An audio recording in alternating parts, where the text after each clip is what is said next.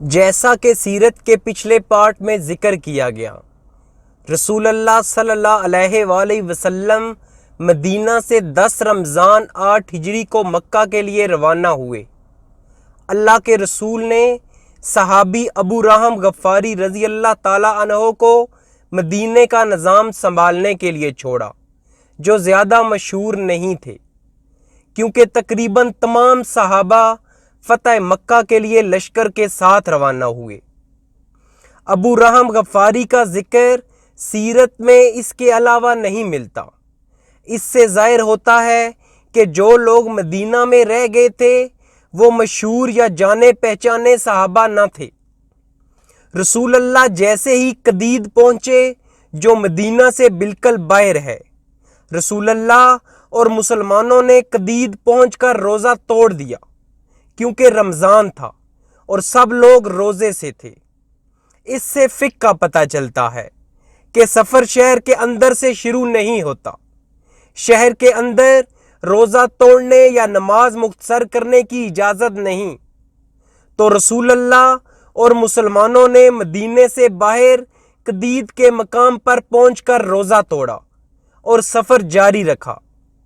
ابھی لشکر مدینے سے 2 روز کے فاصلے پر وادی جوفہ کے مقام پر پہنچا تھا کہ انہیں رسول اللہ کے چچا عباس ابن عبد المطلب دکھائی دیے، جو مکہ سے مدینہ اپنے بچوں اور بیویوں کے ساتھ آ رہے تھے۔ عباس اپنی فیملی کے ساتھ مہاجر کے طور پر آئے تھے۔ عباس کو کچھ پتہ نہ تھا کہ یہ لشکر مکہ جا رہا ہے، یہ خفیہ تھا۔ عباس ہجرت کر کے آئے۔ اللہ نے انہیں وہ شرف عطا کیا جس کے بعد کسی اور کو وہ اعزاز نہ ملا کہ وہ آخری انسان بنے جنہیں مہاجر ہونے کا اعزاز ملا۔ انہیں بمشکل یہ اعزاز ملا، کیونکہ دراصل وہ مدینہ نہیں پہنچے تھے۔ رسول اللہ صلی اللہ علیہ وآلہ وسلم مدینہ سے روانہ ہو چکے تھے۔ راستے میں عباس اور ان کی فیملی آئی اور انہوں نے اپنے اسلام کا اعلان کیا۔ رسول اللہ اس پر بہت خوش ہوئے، کیونکہ العباس ان کے چچا تھے۔ آپ نے عباس کو کہا کہ جائیں، اپنی فیملی کا خیال رکھیں، پھر واپس آئیں، یعنی اپنی فیملی کو گھر چھوڑ کر آئیں، بچوں کو گھر چھوڑ کر آئیں، پھر ہم سے آ کر ملیں، ہم مکہ فتح کرنے جا رہے ہیں۔ تو العباس نے جلدی سے یہ کیا اور واپس آ کر قافلے سے مل گئے۔ کیونکہ وہ اکیلے تھے تو گھوڑے پر تیزی سے قافلے سے آ ملے۔ یاد رہے، رسول اللہ کے 4 چچا تھے جنہوں نے سیرت میں کردار ادا کیا۔ جہاں تک اور چچاؤں کا تعلق ہے تو وہ دعوت سے پہلے فوت ہو گئے تھے، مطلب وہ سب رسول اللہ کے 40 سال کی عمر تک پہنچنے سے پہلے فوت ہو گئے تھے۔ ان 4 چچاؤں میں سے 2 غیر مسلم فوت ہوئے، جن میں ایک بدترین دشمن ابو لہب تھا اور دوسرے بہترین غیر مسلم ابو طالب تھے۔ یہ اللہ کی قدر تھی کہ 2 بھائی، جن میں ایک بدترین دشمن اور دوسرے بہترین غیر مسلم تھے، پھر دوسرے 2 بھائی حمزہ اور العباس، جن میں حمزہ نے درمیانی مکی دور میں اسلام قبول کیا اور سید الشہداء بنے، جو اونچا ترین مقام تھا، اور پھر العباس، جن کو اللہ نے سب سے آخری مہاجر ہونے کا اعزاز دیا۔ اس کے بعد کوئی ہجرت نہیں تھی۔ رسول اللہ کی مشہور حدیث ہے، فتح مکہ کے بعد کوئی ہجرت نہیں۔ تو عباس آخری شخص بنے جنہیں اللہ نے مہاجر ہونے کا اعزاز دیا۔ سیرت کے علماء میں اختلاف ہے کہ عباس نے کب اسلام قبول کیا۔ یہ دلچسپ سوال تھا۔ اس بارے میں کئی رائے ہیں۔ ایک رائے یہ ہے کہ انہوں نے رسول اللہ کی ہجرت سے پہلے اسلام قبول کیا، یعنی مکی دور میں۔ یہ رائے عجیب سی ہے، جس کا کوئی ثبوت نہیں۔ دوسری رائے یہ ہے کہ انہوں نے جنگ بدر سے پہلے اسلام قبول کیا۔ اس کا ثبوت یہ دیا جاتا ہے کہ جنگ بدر میں اللہ کے رسول نے کہا تھا کہ 3 لوگوں کو قتل نہ کرنا، اگر تم انہیں دیکھو تو قتل نہ کرنا، کیونکہ انہیں آنے پر مجبور کیا گیا ہے۔ اس لسٹ میں پہلے نمبر پر العباس تھے، تو اس سے یہ رائے لی گئی کہ انہوں نے اسلام بدر سے پہلے قبول کر لیا تھا۔ تیسری رائے یہ ہے کہ العباس نے بدر کے بعد جنگی قیدی کے طور پر اسلام قبول کیا، تو العباس بدر میں اپنے بیٹوں اور بھتیجوں کے ساتھ جنگی قیدی بنا لیے گئے تھے۔ العباس کو اپنے آپ کے لیے تاوان دینا پڑا۔ انہوں نے اس وقت جب تاوان کے لیے کہا گیا اسلام قبول کیا تھا۔ چوتھی رائے یہ ہے کہ انہوں نے جنگ خیبر سے پہلے اسلام قبول کیا۔ اس کا ثبوت یہ دیا گیا کہ جب مکہ میں غلط خبر پہنچی کہ رسول اللہ کو خیبر میں شکست ہو گئی ہے، یہ حربہ تھا کہ ایک مسلمان نے کہا کہ مسلمانوں کو شکست ہو گئی ہے تاکہ قریش کو غلط تاثر دیا جا سکے۔ جب مسلمانوں کی شکست کی غلط خبر مکہ پہنچی تو یہ سن کر العباس پریشان ہو گئے، افسردہ ہو گئے، انہیں بہت دکھ ہوا، حتیٰ کہ بالآخر اس صحابی نے اکیلے میں عباس سے کہا، یا عباس، دراصل یہ مسلمانوں کی سب سے بڑی جیت ہے۔ اس پر عباس نے اونچی آواز میں کہا، اللہ اکبر۔ تو ان کا مسلمانوں کی جیت پر خوش ہونا اور اللہ اکبر پکارنا یہ ظاہر کرتا ہے کہ وہ مسلمان ہیں۔ یہ چوتھی رائے تھی۔ پانچویں رائے یہ ہے کہ انہوں نے ابھی اسلام قبول کیا جب مسلمان فتح مکہ کے لیے مکہ جا رہے تھے۔ یہ 5 رائے ہیں، اللہ عالم۔ لیکن رائے نمبر 3، 4 اور 5 سے مراد یہی ہے کہ وہ رسول اللہ کے حکم پر مکہ میں جاسوس کے طور پر رہے، بجائے 5ویں رائے کے جس میں کہا گیا کہ العباس نے اسی موقع پر اسلام قبول کیا۔ دراصل حقیقت یہ ہے کہ ثبوت غیر واضح ہیں اور یقین سے نہیں کہا جا سکتا کہ العباس نے کب اسلام قبول کیا۔ ابن عبد البر نے کہا کہ العباس نے جنگ خیبر سے پہلے اسلام قبول کیا۔ ابن حجر کہتے ہیں کہ انہوں نے ابھی یعنی مسلمانوں کے مکہ جانے کے دوران اسلام قبول کیا۔ ابن کثیر کے مطابق العباس رسول اللہ کے حکم پر مسلمان کے طور پر مکہ میں رہے۔ تو ہمارے پاس 3 بہترین علماء کی 3 رائے ہیں، اللہ عالم۔ ایک بات یقینی ہے کہ جنگ بدر کے بعد ان کا دل اسلام کے لیے کھل گیا۔ انہوں نے اسلام قبول کیا یا نہیں یہ غیر واضح ہے، لیکن جنگ بدر تک وہ ہچکچا رہے تھے۔ بدر کے بعد وہ جان گئے کہ اسلام سچا دین ہے۔ شاید انہوں نے اسلام قبول کر لیا ہو، اللہ عالم۔ ہو سکتا ہے انہوں نے کر لیا ہو، لیکن اگر قبول نہیں بھی کیا تو وہ جان چکے تھے کہ اسلام سچا دین ہے، اسی لیے وہ رسول اللہ کی مدد کر رہے تھے اور قریش کی نقل و حرکت سے آگاہ کر رہے تھے۔ یہی وجہ تھی کہ وہ فتح خیبر پر بہت خوش تھے۔ ہم ذکر کر چکے ہیں کہ جب رسول اللہ نے عباس کو جنگ بدر کے بعد کہا کہ آپ کو جنگی قید سے آزادی کے لیے یہ رقم تاوان دینا پڑے گی، جو بڑی رقم تھی، عباس نے یہ سن کر کہا، یا محمد، کیا آپ چاہتے ہیں کہ میں لوگوں سے مانگوں، محتاج ہو جاؤں؟ میرے پاس یہ رقم نہیں ہے۔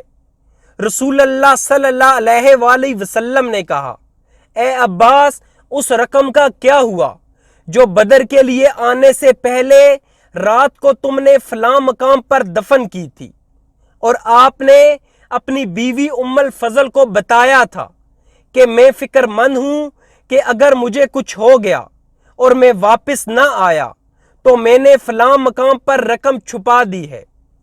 رسول اللہ نے کہا کہ اس رقم کا کیا ہوا؟ تو عباس نے کہا کہ آپ کو اس کا کیسے پتا؟ یا محمد، واللہ میرے اور ام الفضل کے علاوہ وہاں کوئی نہیں تھا۔ اور میں جانتا ہوں کہ ام الفضل آپ کو نہیں بتائے گی۔ تو رسول اللہ نے کہا اللہ نے مجھے بتایا ہے۔ پھر عباس نے کہا اشہد انک رسول اللہ، کہ اور کوئی راستہ نہیں کہ آپ کو پتہ چلتا۔ اس جملے سے کئی علماء قبول اسلام مراد لیتے ہیں، اور یہ ممکن ہے اللہ عالم کہ عباس نے اس وقت اسلام قبول کیا لیکن ظاہر نہیں کیا، اور انہوں نے اس موقع پر اپنا اسلام قبول کرنا ظاہر کیا، اللہ عالم۔ ویسے ایک حدیث ہے جو مستند نہیں ہے کہ رسول اللہ نے العباس سے کہا کہ آپ آخری مہاجرون ہیں، جیسے میں آخری مرسلون ہوں، کہ آپ آخری مہاجر ہیں جیسے میں آخری نبی ہوں، میرے بعد کوئی نبی نہیں اور آپ کے بعد کوئی مہاجر نہیں۔ ویسے العباس واحد چچا اور بنو ہاشم سے بڑے تھے جو رسول اللہ کی وفات کے بعد زندہ رہے۔ وہ آپ کی وفات کے بعد 22 سال مزید زندہ رہے۔ وہ 32 ہجری میں عثمان کی خلافت میں فوت ہوئے۔ صحابہ العباس کی بہت عزت کرتے تھے۔ آخرکار وہ عبداللہ کے بھائی تھے، رسول اللہ کے چچا تھے۔ ایک دفعہ جب کسی نے عباس کو تنگ کیا، رسول اللہ نے خطبہ دیا اور کہا کہ اے مہاجرون اور انصار، بے شک ایک شخص کا چچا اس کے والد کی طرح ہوتا ہے، تو میرے چچا کو تنگ نہ کرو۔ روایات میں ہے کہ جب بھی ابو بکر، عمر اور کوئی بھی سینئر صحابہ العباس کو دیکھتے تو وہ اپنے اونٹ یا گھوڑے سے نیچے اتر جاتے تاکہ انہیں عزت دی جائے۔ بخاری کی مشہور حدیث ہے، جب 18 ہجری میں مسلمان قحط کا سامنا کر رہے تھے، جس سال کو عام المجاع کہتے ہیں، اس سال قحط اور طاعون تھا۔ عمر ابن خطاب نے تمام صحابہ کو اکٹھا کیا اور وہ نماز استسقاء پڑھنے کے لیے باہر گئے۔ لوگ پیاس سے مر رہے تھے۔ عمر ابن خطاب نے یہ کہتے ہوئے خطبہ ختم کیا کہ اے اللہ، ہم رسول اللہ کے ذریعے آپ تک پہنچتے تھے، اب ہم رسول اللہ کے چچا کے ذریعے توسل کر رہے ہیں۔ توسل کا یہاں مطلب ہے کہ ہم کسی کو دعا کے لیے کہیں گے، ہم ان کو دعا کے لیے کہیں گے اٹھو یا عباس اور ہمارے لیے دعا کرو۔ تو یہ بہت بڑا اعزاز تھا، جبکہ ان کے درمیان بدری صحابہ تھے اور تمام ابتدائی جیت صحابہ زندہ تھے۔ ہم نے کسے چنا کہ وہ تمام معاشرے کے لیے دعا کے لیے کھڑے ہو جائیں۔ اے عباس اٹھیں اور ہمارے لیے دعا کریں کہ اللہ بارش برسا دے۔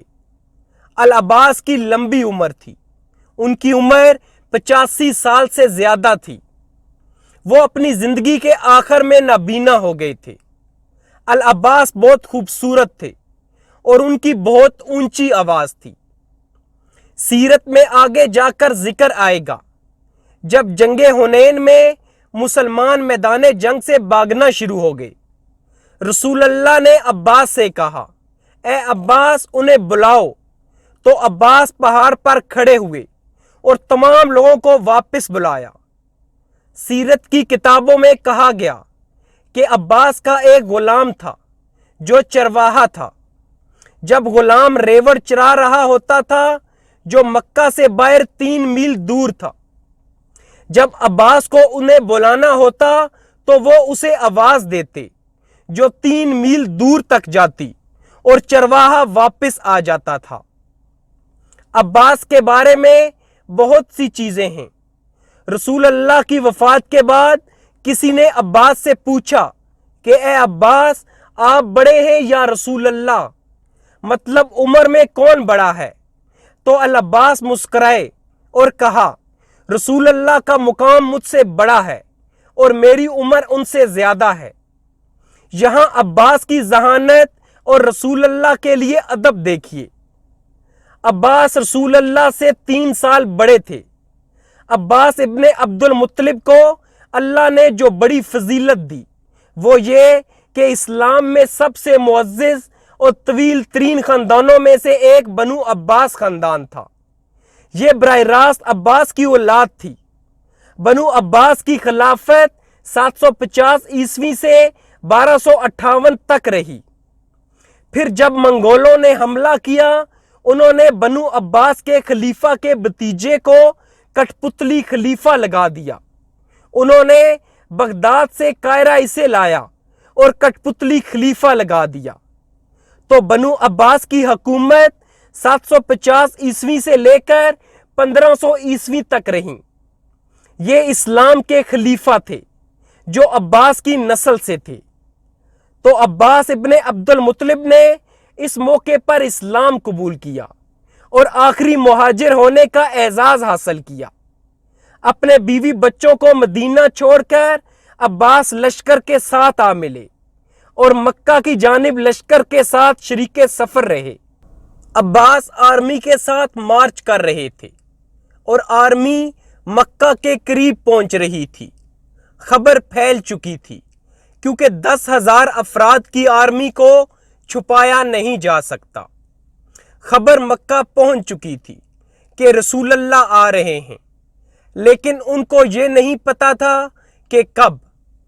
قافلے آتے جاتے تھے تو خبر مکہ پہنچ گئی۔ تو اہل مکہ کے لیے یہ اچانک تھا۔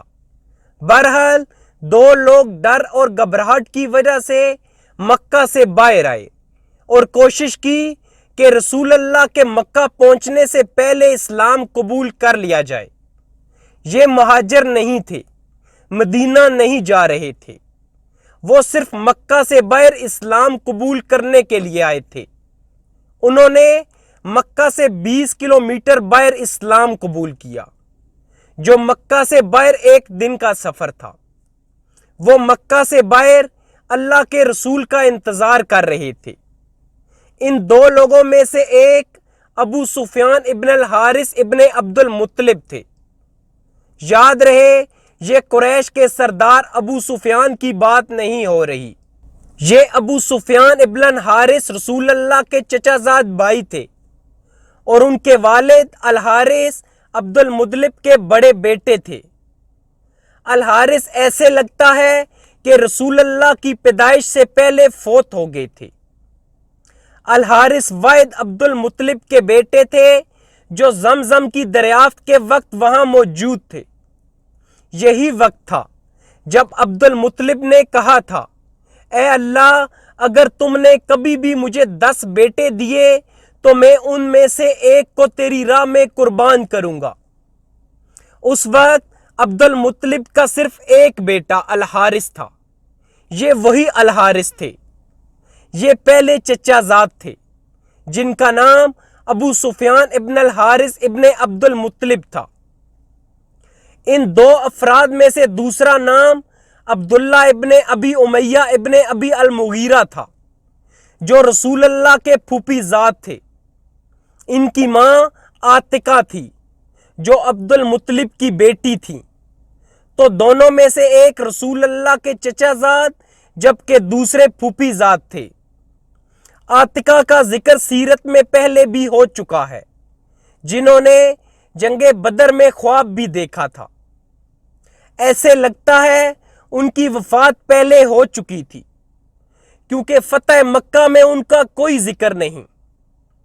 علماء میں اختلاف ہے کہ انہوں نے اسلام قبول کیا تھا یا نہیں۔ تو یہاں عاتقہ کے بیٹے کا ذکر ہو رہا ہے جن کا نام عبداللہ ابن ابی امیہ ابن ابی المغیرہ تھا۔ یہ رسول اللہ کے کزن ضرور تھے، لیکن اس کے ساتھ ساتھ یہ اسلام کا کھلا مذاق اڑاتے تھے، اسلام کے کھلے دشمن تھے۔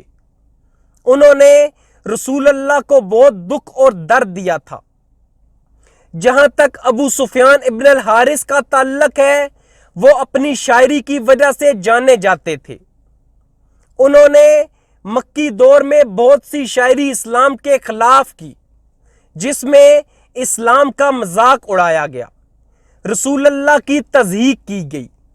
اور جہاں تک عبداللہ ابن ابی امیہ کا تعلق ہے، مکہ میں ایک واقعہ پیش آیا۔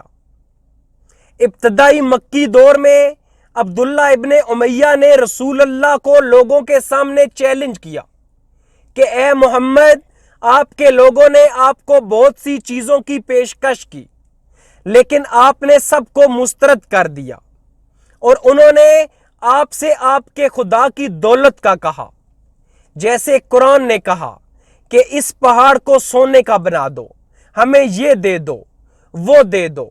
لوگوں نے آپ سے آپ کے خدا کی دولت کا کہا اور آپ نے ہمیں وہ نہیں دی، تو خدا کی قسم میں تم پر کبھی بھی یقین نہیں کروں گا حتیٰ کہ تم میرے سامنے اللہ کی سیڑھی سے آسمان پر چڑھو اور وہاں سے کتاب نیچے لاؤ، ہمیں فرشتے دکھاؤ۔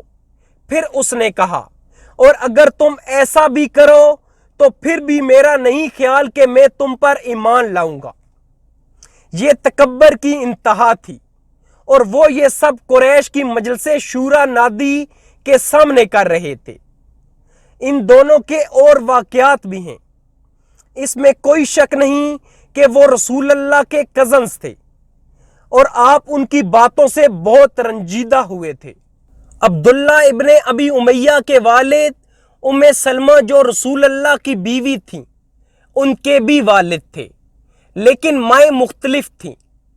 تو عبداللہ اپنی بہن ام المومنین ام سلمہ کے پاس گئے اور ان کی منت کی کہ کیا آپ رسول اللہ کے پاس جا کر ہمارے لیے شفاعت کا تقاضا کر سکتی ہیں؟ آخر کار میں آپ کا بھائی ہوں۔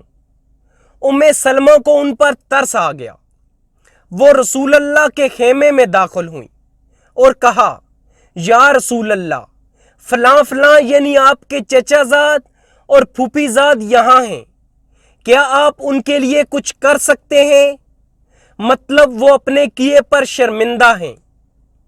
رسول اللہ صلی اللہ علیہ وآلہ وسلم نے کہا، مجھے ان میں سے کسی کی ضرورت نہیں، مطلب میں ان کو نہیں دیکھنا چاہتا۔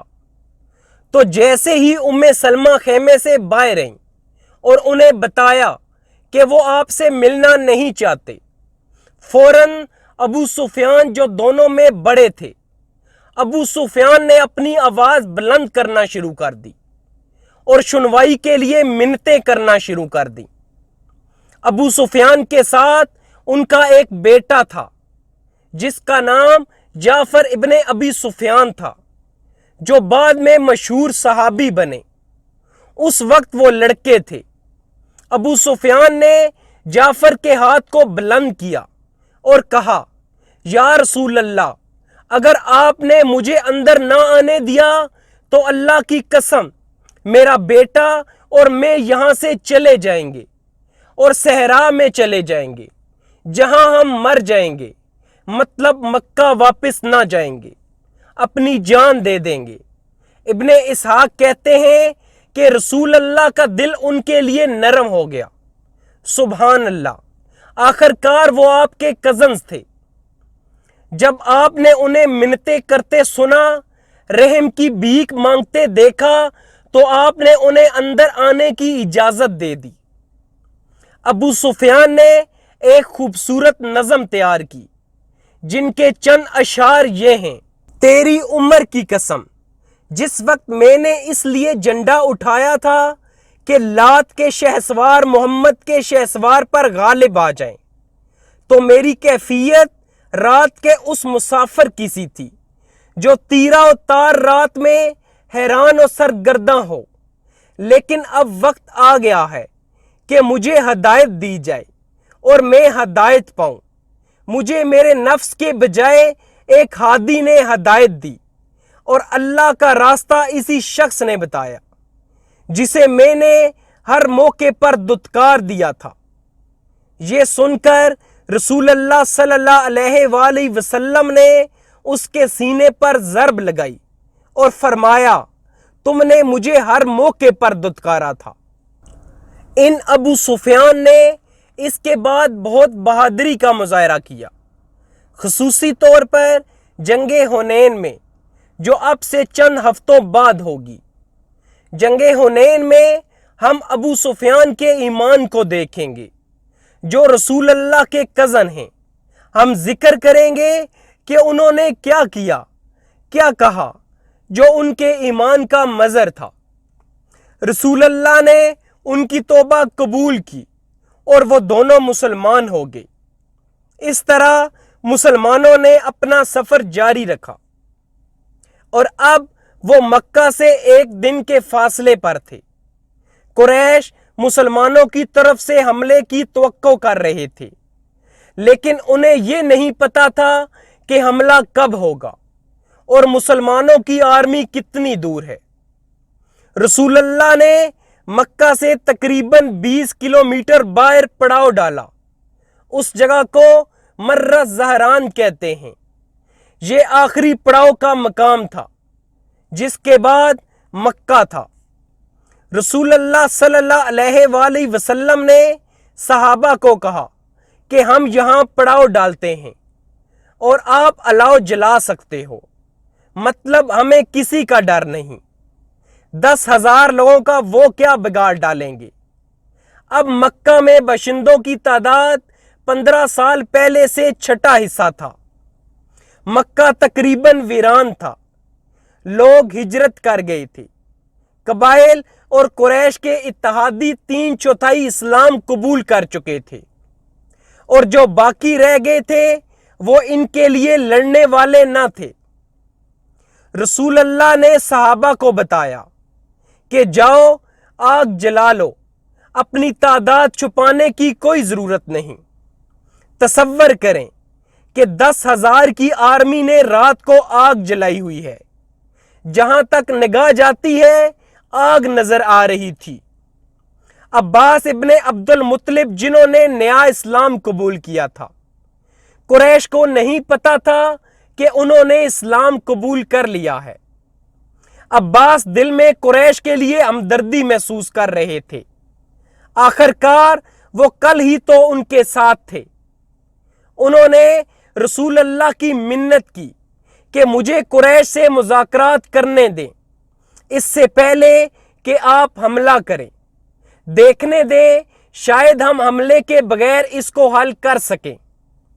تو رسول اللہ نے عباس کو اپنا خچر دیا اور کہا، بسم اللہ، جائیں، دیکھو آپ کیا کر سکتے ہو۔ تو عباس رات کے اندھیرے میں قریش کی طرف گئے کہ کیا کیا جا سکتا ہے۔ ابن اسحاق اور دوسری کتابوں میں ذکر ہے۔ عباس خود بیان کرتے ہیں، میں نے اپنے آپ سے کہا کہ قریش کے لیے کیا بری صبح ہوگی اگر رسول اللہ مکہ بزور طاقت داخل ہوئے اور مکہ پر حملہ کر دیا، اس سے پہلے کہ وہ آپ کے پاس آئیں اور اپنے آپ کو پیش کریں، نہیں تو یہ قریش کی ابد تک تباہی ہوگی۔ مطلب ذلت اور رسوائی۔ رسول اللہ صلی اللہ علیہ وآلہ وسلم نے اگر خونی جنگ سے قریش کو فتح کیا تو اس کے بعد قریش نہ رہیں گے۔ عباس پریشان تھے کہ کیا ہوگا۔ اسی حالت میں وہ چل رہے تھے تو انہوں نے دیکھا کہ 3 لوگ ان کی جانب آ رہے ہیں۔ تو عباس خاموش ہو گئے تاکہ جان سکے کہ یہ 3 لوگ کون ہیں۔ رات تھی، وہ سن رہے تھے کہ 3 لوگ کون ہیں۔ پتہ لگا کہ یہ قریش کے 3 سینئر لیڈر ہیں۔ ابو سفیان ابن حرب ابن امیہ سردار قریش، ان کے ساتھ بدیل ابن ورقہ اور حکیم ابن حزام رات کو خبروں کا پتہ لگانے کی غرض سے نکلے تھے کہ مسلمانوں کی آرمی کہاں ہے۔ ایسا کرنے کی وجہ یہ تھی وہ پریشان تھے کہ مسلمان کب حملہ کریں گے۔ وہ رات کو اس پار آئے تو دیکھا کہ پورا میدان 10,000 آرمی کی روشن آگ سے بھرا ہوا ہے۔ وہ حیران ہو گئے کہ کیا ہو رہا ہے، کیونکہ وہ سوچ بھی نہیں سکتے تھے کہ مسلمانوں کی آرمی کی تعداد اتنی بڑی ہو سکتی ہے۔ تو ابو سفیان اور بدیل ابن ورقہ بات کرنے لگے۔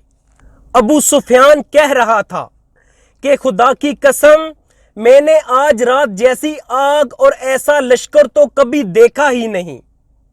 اور جواب میں بدیل کہہ رہا تھا، یہ خدا کی قسم بنو خزاع ہیں، جنگ نے انہیں چھیل کر رکھ دیا ہے۔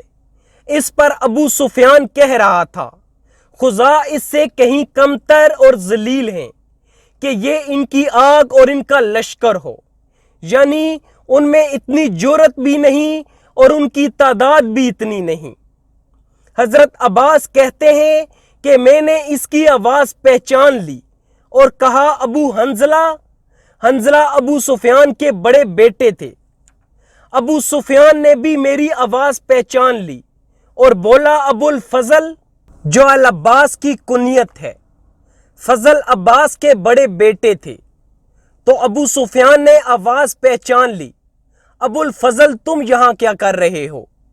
انہیں ابھی بھی پتہ نہیں تھا کہ عباس اسلام قبول کر چکے ہیں۔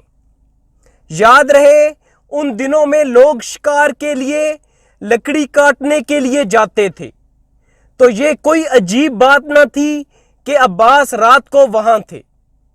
عباس نے کہا افسوس ہو تم پر، یہ محمد صلی اللہ علیہ وآلہ وسلم کی آرمی ہے، خزاں یا کوئی اور تمہاری مدد کو نہیں آیا، یہ محمد صلی اللہ علیہ وآلہ وسلم کی آرمی ہے، اور اگر انہوں نے کل تمہیں فتح کر لیا تو یاد رکھو تمہیں قتل کر دیا جائے گا۔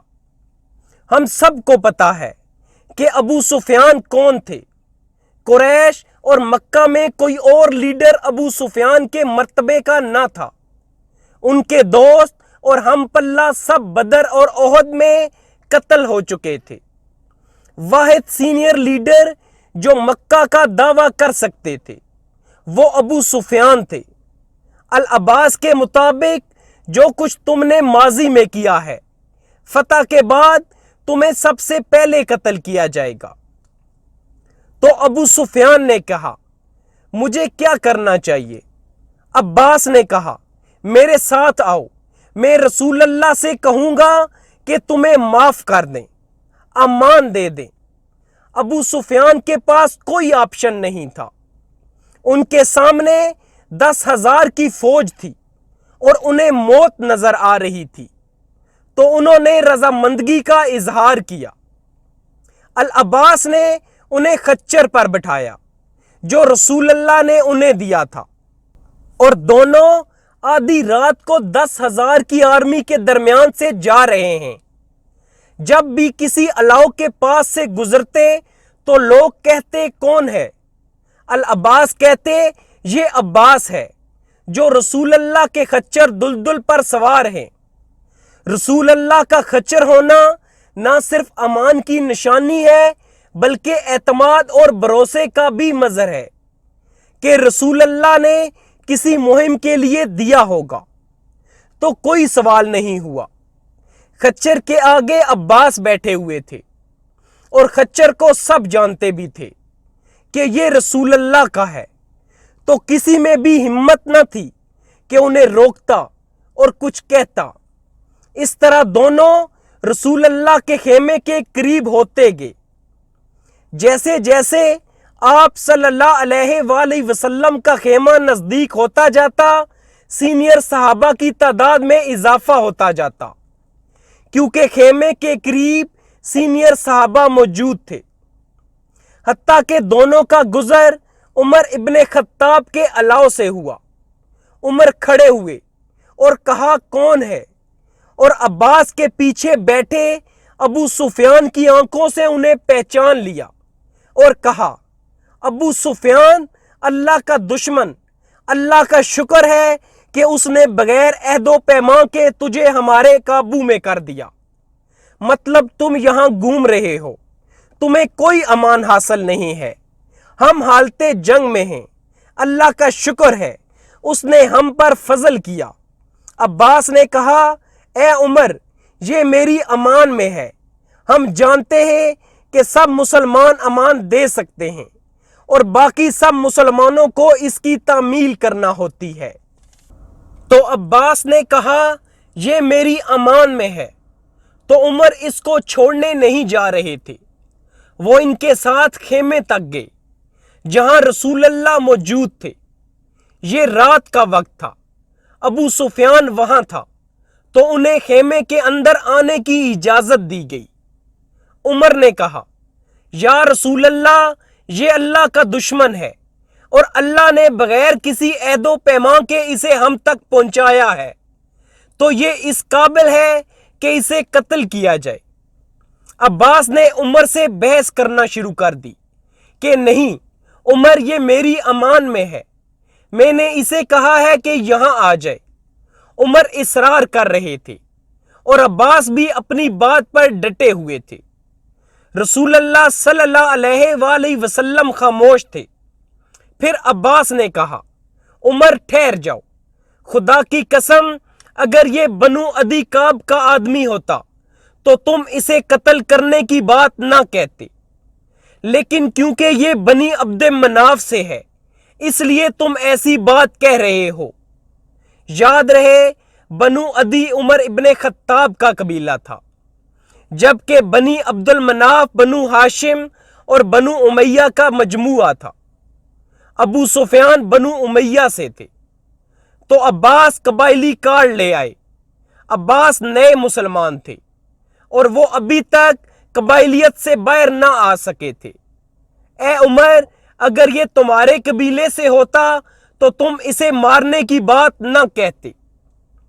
اس بات پر عمر مکمل طور پر رک گئے کیونکہ یہ حد کراس ہو چکی تھی۔ انہوں نے کہا، یا عباس ٹھہر جاؤ، خدا کی قسم تمہارا اسلام لانا میرے نزدیک خطاب کے اسلام لانے سے، اگر وہ اسلام لاتے، زیادہ پسندیدہ ہے، اور اس کی وجہ میرے لیے صرف یہ ہے کہ رسول اللہ کے نزدیک تمہارا اسلام لانا خطاب کے اسلام لانے سے زیادہ پسندیدہ ہے۔ سبحان اللہ، اسے آپ اسلام اور رسول اللہ کا پیار کہتے ہو۔ عمر نے یہ بات کہی، اور کل فتح مکہ کے موقع پر ابو بکر بھی کچھ ایسا ہی کہیں گے، جس کا ذکر سیرت کے اگلے پارٹ میں کیا جائے گا۔ جب رسول اللہ نے یہ تکرار دیکھی تو کہا، اے عباس، ابو سفیان کو اپنے خیمے میں لے جاؤ اور صبح میرے پاس لے آنا۔ عباس ابو سفیان کو اپنے خیمے میں لے گئے اور پوری رات اسی کشمکش میں گزار دی۔ عباس کوشش کر رہے تھے کہ ابو سفیان اسلام قبول کر لے، جبکہ ابو سفیان ہچکچاہٹ کا شکار تھے اور اسلام قبول کرنے کو تیار نہ تھے، حتیٰ کہ صبح عباس ابو سفیان کو رسول اللہ کے پاس لے کر آئے۔ آپ صلی اللہ علیہ وآلہ وسلم نے اسے دیکھ کر فرمایا، ابو سفیان، تم پر افسوس، کیا اب بھی تمہارے لیے وقت نہیں آیا کہ تم یہ جان سکو کہ اللہ کے سوا کوئی الہ نہیں؟ ابو سفیان نے کہا، میرے ماں باپ آپ پر فدا، آپ کتنے بردبار، کتنے کریم اور کتنے خویش پرور ہیں۔ میں اچھی طرح سمجھ چکا ہوں کہ اگر اللہ کے ساتھ کوئی اور بھی الہ ہوتا تو اب تک میرے کچھ کام آیا ہوتا۔ آپ صلی اللہ علیہ وآلہ وسلم نے فرمایا، ابو سفیان، تم پر افسوس، کیا تمہارے لیے اب بھی وقت نہیں آیا کہ تم یہ جان سکو کہ میں اللہ کا رسول ہوں؟ ابو سفیان نے کہا، میرے ماں باپ آپ پر فدا، آپ کس قدر حلیم، کس قدر کریم اور کس قدر صلہ رحمی کرنے والے ہیں۔ اس بات کے متعلق تو اب بھی دل میں کچھ نہ کچھ کھٹک ہے۔ اس سے ظاہر ہوتا ہے کہ ان میں سے کئی لوگ اصل میں دل سے بت پرستی پر یقین رکھتے تھے۔ ابو سفیان 20 سال بعد کہہ رہے ہیں کہ اگر میرے خدا سچے ہوتے تو میں ابھی یہاں نہ ہوتا، جس کا مطلب ہے بدر، احد اور احزاب میں وہ واقعی بت پرستی پر یقین رکھتے تھے۔ یہ اللہ کی قدر تھی کہ کیسے چیزیں تبدیل ہوئیں۔ جب ابو سفیان نے کہا کہ جہاں تک آپ کے رسول ہونے کا تعلق ہے مجھے ابھی بھی کچھ نہ کچھ کھٹک ہے، تو عباس کو غصہ آ گیا۔ انہوں نے کہا، یا ابا سفیان، یا تو اسلام قبول کر لو نہیں تو کل مرنے کے لیے تیار ہو جاؤ۔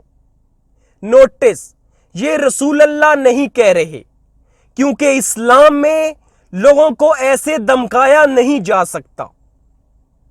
لیکن یہ نئے مسلمان تھے اور ابو سفیان کے دوست تھے، تو ہچکچاہٹ کے ساتھ ابو سفیان نے شہادت کہی۔ سبحان اللہ، کیا کہانی ہے! اتنے سالوں کی جنگوں، دشمنیوں اور دھمکیوں کے بعد اب مکہ داخل ہونے سے پہلے قریش کے سب سے بہترین زدہ سردار نے اسلام قبول کر لیا۔ یہ سب اللہ کی قدر تھی کہ ابو سفیان نے اسلام قبول کر لیا۔ ابو سفیان بنو امیہ سے تھے۔ جب ابو سفیان نے اسلام قبول کر لیا تو عباس نے کہا، اے اللہ کے رسول، ابو سفیان اعزاز پسند ہے، لہذا اسے کوئی اعزاز دے دیجئے۔ آپ صلی اللہ علیہ وآلہ وسلم نے فرمایا، ٹھیک ہے، جو ابو سفیان کے گھر میں گھس جائے اسے امان ہے، اور جو اپنا دروازہ اندر سے بند کر لے اسے امان ہے، اور جو مسجد حرام میں داخل ہو جائے اسے امان ہے۔ اس سے ظاہر ہوتا ہے کہ لوگوں سے ان کے مزاج اور رتبے کی بنا پر ڈیل کرنا چاہیے۔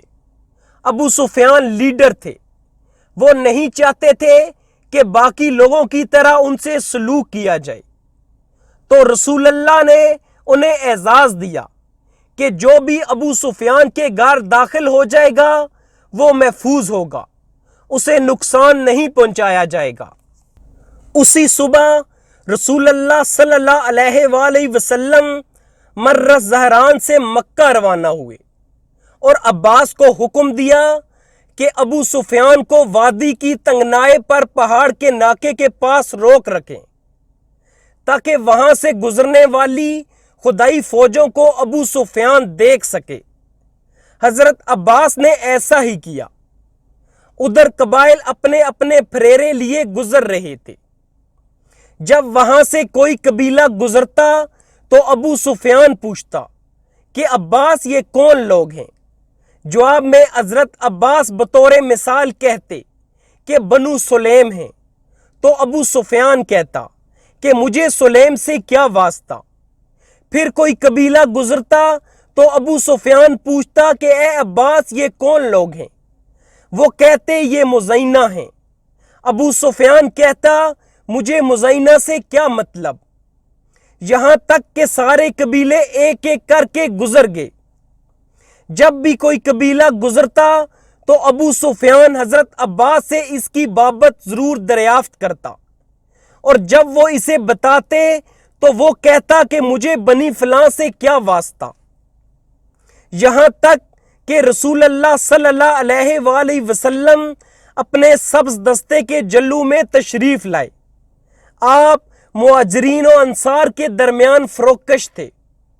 یہاں انسانوں کے بجائے صرف لوہے کی باڑ دکھائی پڑ رہی تھی۔ ابو سفیان نے کہا، سبحان اللہ، اے عباس یہ کون لوگ ہیں؟ انہوں نے کہا، یہ انصار و مہاجرین کے جلو میں رسول اللہ تشریف فرما ہیں۔ ابو سفیان نے کہا، بھلا ان سے معاذرائی کی طاقت کسے ہے؟ اس کے بعد اس نے مزید کہا، ابو الفضل تمہارے بھتیجے کی بادشاہت تو واللہ بڑی زبردست ہو گئی۔ حضرت عباس رضی اللہ تعالی عنہ نے کہا، ابو سفیان یہ نبوت ہے۔ ابو سفیان نے کہا، ہاں اب تو یہی کہا جائے گا۔ سبحان اللہ، تصور کریں کیا نظارہ ہوگا۔ 10,000 صحابہ مارچ کر رہے تھے اور یہاں سردار قریش ان سب کو دیکھ رہے ہیں۔ 3 سال پہلے احزاب کے موقع پر کفار 10,000 کی آرمی لے کر مدینہ کے دروازے پر تھے، جہاں عرب اکٹھے اسلام کو مٹانے کے لیے آئے تھے، اور اب اللہ کی قدر دیکھیے کہاں سے کہاں۔ اب ہم 20 رمضان 8 ہجری میں ہیں، جو فتح مکہ کی صبح ہے۔ اہل مکہ کو ابھی تک معلوم نہیں تھا کہ مسلمانوں کی آرمی صرف 1 گھنٹے کے فاصلے پر ہے۔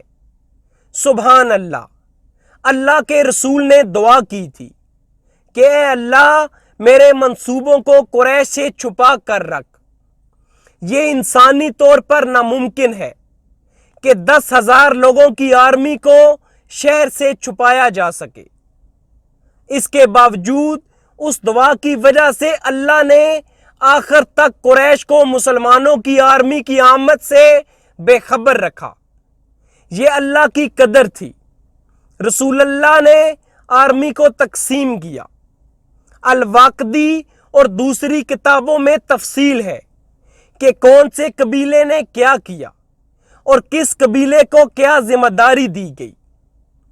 ہم کہہ سکتے ہیں بنیادی طور پر 3 دستے تھے، جن میں مزید ذیلی دستے بھی تھے۔ ایک دستے کا انچارج انصار، دوسرے دستے کا انچارج مہاجرون کو بنایا گیا، جبکہ درمیان میں مکس لوگ تھے۔ رسول اللہ درمیان میں تھے۔ انصار کے دستے کی قیادت سعد ابن عبادہ کر رہے تھے، جو انصار کے لیڈر تھے۔ یاد رہے 2 سعد انصار کے لیڈر تھے، سعد ابن معاذ اور سعد ابن عبادہ۔ سعد ابن معاذ خندق میں شہید ہو چکے تھے جب رسول اللہ نے کہا تھا کہ سعد ابن معاذ کی شہادت پر اللہ کا عرش جھک گیا ہے۔ تو 2 سعد انصار کے لیڈرز تھے، ایک شہید ہو چکے تھے، دوسرے سعد ابن عبادہ تھے۔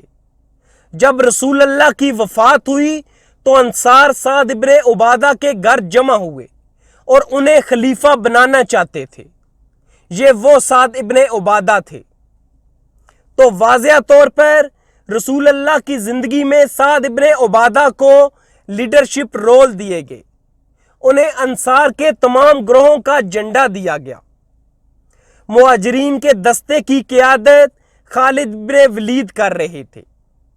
الواقدی ذکر کرتے ہیں کہ مسلمانوں کی آرمی میں 700 مہاجرین اور 4,000 انصار تھے، جبکہ 5,300 افراد مدینہ کے ارد گرد دوسرے مسلمان قبائل سے تھے۔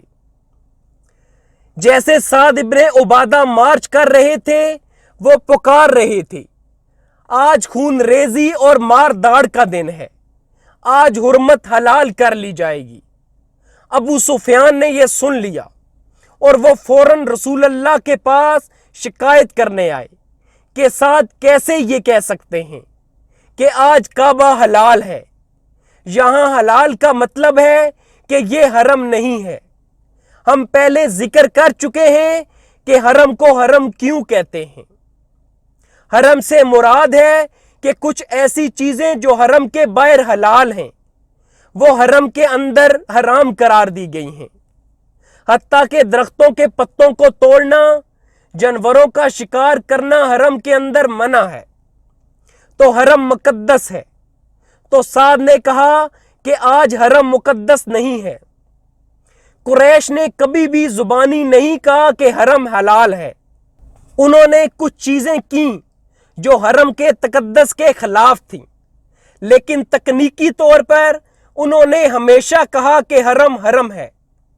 تو ابو سفیان گئے اور انہوں نے رسول اللہ سے سعد کی شکایت کی۔ رسول اللہ صلی اللہ علیہ وآلہ وسلم نے کہا سعد سے غلطی ہوئی ہے، اور آپ نے حکم دیا کہ سعد سے قیادت کا جھنڈا لے لیا جائے، کیونکہ انہوں نے یہ غلطی کی ہے۔ اس کے بعد وہ جھنڈا زبیر ابن عوام کو دے دیا گیا، جو قریشی تھے اور رسول اللہ کے کزن تھے۔ درمیانی دستے کی قیادت ابو عبیدہ ابن جراح کر رہے تھے۔ تو تمام لیڈرز اب قریش سے تھے۔ اس سے رسول اللہ کی نفسیاتی آگاہی کا پتہ چلتا ہے کہ جو لوگ کعبہ اور حرم میں داخل ہو رہے تھے، ان سب کی قیادت قریشی کر رہے تھے۔ وہ جانتے تھے کہ صرف مہاجرین کو فتح مکہ کی قیادت کرنی چاہیے۔ سیرت کے اگلے پارٹ میں فتح مکہ کا ذکر جاری رکھا جائے گا۔